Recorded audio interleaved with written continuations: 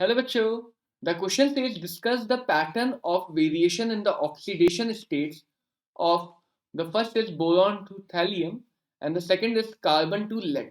तो बेटा हमें यहाँ पे ग्रुप 13 और ग्रुप 14 की ऑक्सीडेशन स्टेट का वेरिएशन समझाना है. तो अगर हम बात करें बोरॉन से थैलियम तक की, so group 13 has the outermost configuration of NH2 NP1. इन सबके आउटरमोस्ट p सबशेल में एक इलेक्ट्रॉन होंगे. एंड कार्बन टू लेड की अगर बात करें तो इनका जनरल आउटरमोस्ट कॉन्फ़िगरेशन होगा NH2 NP2. तो क्योंकि यहाँ पे कम इलेक्ट्रॉन अवेलेबल है वैलेंस शेल में, तो बोरॉन से थैलियम तक ये 2 और 1 टोटल 3 इलेक्ट्रॉन लूज करके कॉमनली +3 की ऑक्सीडेशन स्टेट शो कर सकते हैं. तो +3 oxidation state is the common state for group 13 elements. Similarly total 4 valence electron के से जो ग्रुप 14 एलिमेंट है वो यहाँ पे +4 की ऑक्सीडेशन स्टेट शो करें. बट बेटा अगर हम यहाँ पे देखें तो दोनों ही केस में जैसे जैसे हम डाउन द ग्रुप जाएंगे, 5th 4th 6th पीरियड में डी और एफ सबशेल इलेक्ट्रॉन्स आने शुरू हो जाएंगे और उन इलेक्ट्रॉन्स की शील्डिंग काफ़ी पुअर होती है. तो as we go down the group we will be having poor shielding of d and f subshell electrons. और इन डी और एफ सबशेल के इलेक्ट्रॉन की शील्डिंग पुअर होने की वजह से न्यूक्लियस का effective attraction outermost electron पे बढ़ जाता है.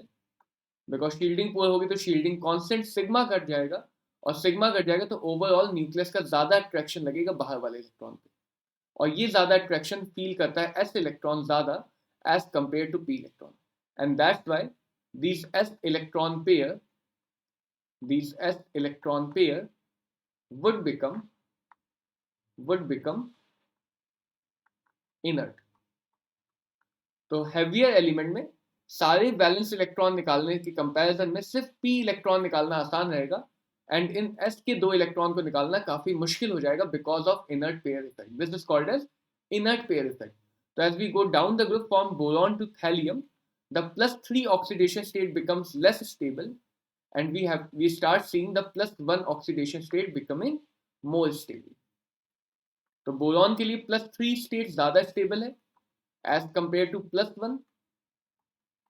इवन बोरॉन शो ही नहीं करेगा +1 में स्टेट, जबकि थैलियम के लिए +1 स्टेट ज्यादा स्टेबल है +3 से because of the inert pair effect. Similarly जब हम कार्बन टू लेड में जाएंगे डाउन द ग्रुप तो +4 की जगह p के 2 इलेक्ट्रॉन के से +2 की ऑक्सीडेशन स्टेट कॉमनली मिलने लगी.